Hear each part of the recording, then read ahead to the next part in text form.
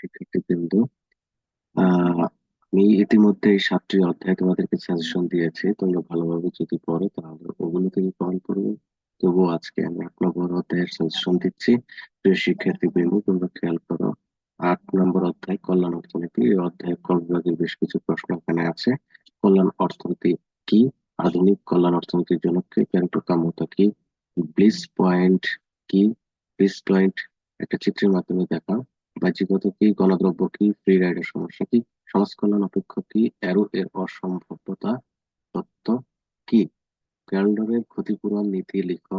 সার্বিক উপযোগ সম্ভাবনা রেখা কি? চুক্তি রেখা কি? এর মধ্যে সবচেয়ে বেশি ইম্পর্টেন্ট হচ্ছে তোমার পেরোটোকামতা কি? ব্লিস পয়েন্ট কি? বাহ্যিকতা, গণদ্রব্য, ফ্রি রাইডার সমস্যা কি? এই বোল্ড করে দেওয়া এগুলো ভেরি ভেরি ইম্পর্টেন্ট। এর মধ্যে সবচেয়ে বেশি ইম্পর্টেন্ট হচ্ছে পেরোটোকামতা।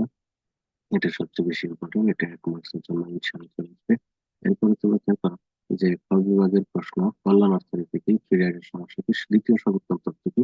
সামাজিক কল্যাণ অপেক্ষক ঘটনার সমস্যা কি? গণদ্রব্য কি? গণদ্রব্যের বিশেষ ব্যাখ্যা করা। এরূপ অসম্ভবতা উপপাদ্যের বর্ণনা দাও।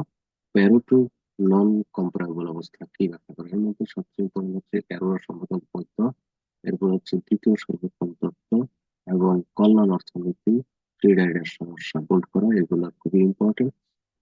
তোমরা এগুলো ভালোভাবে পড়বো। আমি এরর অসম্ভবত পদের নিয়ে একটি লেকচার আমি দিয়েছি ইতিমধ্যে। তোমরা ওটা ভালোভাবে খেয়াল করো, কারণ বইয়ের মধ্যে অনেক বড় করে দেয়া, আমি সংক্ষেপে এটা আলোচনা করেছি।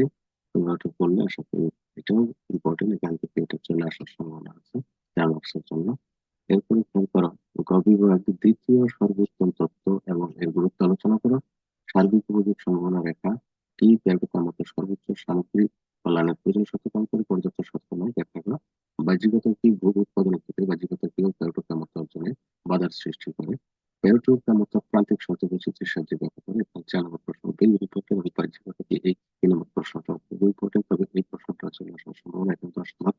এই হচ্ছে তোমাদের 15 কিংবা তোমার এখান থেকে অনেক সময় 2 মার্কস চলে আসে, অর্থাৎ 15 থেকে 16 মার্কস তোমরা এখানে পাবা ইনশাল্লাহ। ওভারঅল তোমরা যদি এই 8টি অধ্যায় ভালো পড়ো, আমি যে সাজেশন দিয়েছি, তোমরা অবশ্যই ক্লাস পাবে।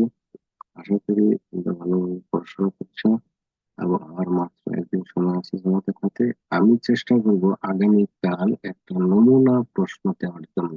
নমুনা প্রশ্ন অর্থাৎ ওই প্রশ্নটা যারা কম প্রিপারেশন নিবা, ওই প্রশ্নটা যদি পড়ো, আশা করি তোমরা ফাইনালে ভালো রেজাল্ট করবা, কিংবা যারা পাশ নিয়ে চিন্তিত আছো তারা এই প্রশ্নটা করলে অবশ্যই পাশ করবে ইনশাআল্লাহ।